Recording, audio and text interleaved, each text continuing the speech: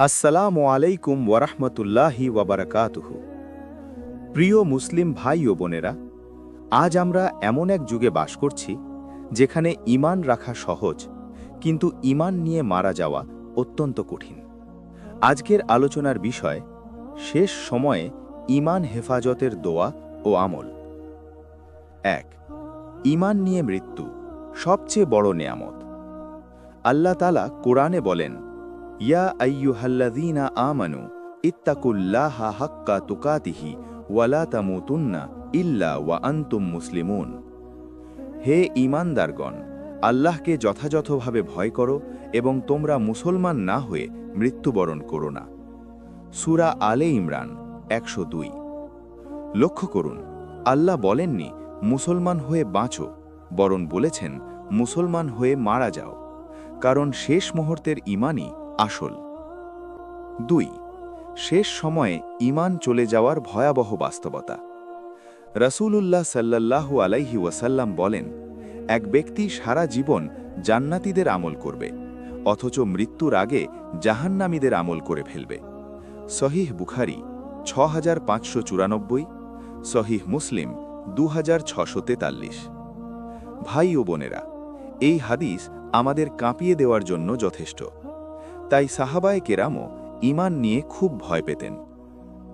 ৩. নবী সাল্লাল্লাহু আলাইহি ওয়াসাল্লাম নিজেও ঈমানের জন্য দোয়া করতেন। আনাস রাদিয়াল্লাহু আনহু বলেন, নবী সবচেয়ে বেশি যে দোয়াটি করতেন, ইয়া মুকাল্লিবাল কুলুব সাব্বিত কলবি আলা দীনিকা। হে অন্তর সমূহকে পরিবর্তনকারী, আমার অন্তরকে আপনার দ্বীনের ওপর স্থির রাখুন। সহিহ মুসলিম ২৬৫৪। আয়েশা রাদিয়াল্লাহু আনহা জিজ্ঞেস করলেন, হে আল্লাহর রসূল, আপনি কি ভয় পান? নবী সাল্লাল্লাহু আলাইহি ওয়াসাল্লাম বললেন, মানুষের অন্তর আল্লাহর দুই আঙ্গুলের মাঝে। ৪. শেষ সময় ঈমান নষ্ট হওয়ার কারণসমূহ। আবরওয়ান, গুনাহের ওপর অবিচল থাকা। ২. হারাম রিজিক। ৩. নামাজে অবহেলা। ৪. সুন্নাহ থেকে দূরে থাকা। ৫. দুনিয়ার মোহ। ৬. ফিতনা ও শয়তানের ধোঁকা। আল্লাহ তাআলা বলেন, সুম্মা কানা আকিবাতাল্লাযীনা আসাউস সুআ। যারা মন্দ কাজ করেছিল তাদের পরিণাম ছিল ভয়াবহ। সূরা রুম ১০। ৫. ঈমান হেফাজতের সবচেয়ে শক্তিশালী দোয়াসমূহ। মন ১. অন্তর স্থির রাখার দোয়া। ইয়া মুকাল্লিবাল কুলুব সাব্বিত কলবি আলা দীনিকা।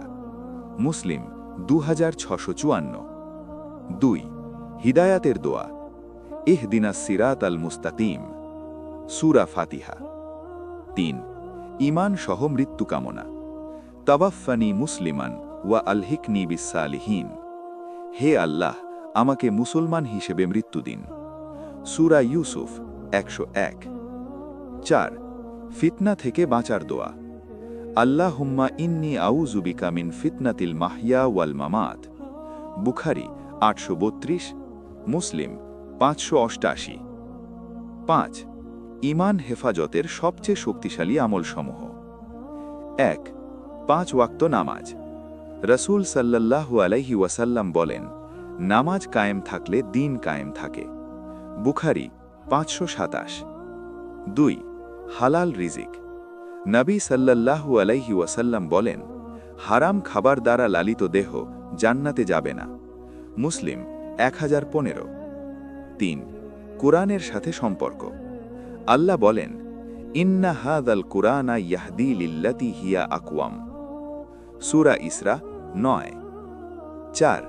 সুন্নাহ আঁকড়ে ধরা। যে আমার সুন্নাহকে আঁকড়ে ধরবে সে মুক্তি পাবে। বুখারী ৭২৮০। ৫. বেশি বেশি কালিমা পড়া। নবী সাল্লাল্লাহু আলাইহি ওয়াসাল্লাম বলেন, তোমরা তোমাদের মৃতদের লা ইলাহা ইল্লাল্লাহ শেখাও। মুসলিম ৯১৬। ৭. শেষ সময়ে শয়তানের শেষ আক্রমণ।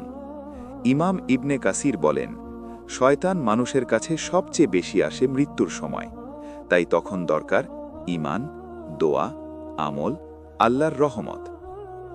সমাপনী দোয়া। আল্লাহুম্মা সাব্বিতনা আলাল ঈমান ওয়াখতিম লানা বিখাইর। হে আল্লাহ, আমাদের ঈমানের ওপর স্থির রাখুন এবং আমাদের শেষ পরিণতি ভালো করুন। আমিন। ভাই ও বোনেরা, সবচেয়ে বড় সাফল্য ঈমান নিয়ে কবর যাওয়া, ঈমান নিয়ে আল্লাহর সামনে দাঁড়ানো। আল্লাহ আমাদের সবাইকে শেষ নিঃশ্বাস পর্যন্ত ঈমানের ওপর অটল রাখুন। আমিন।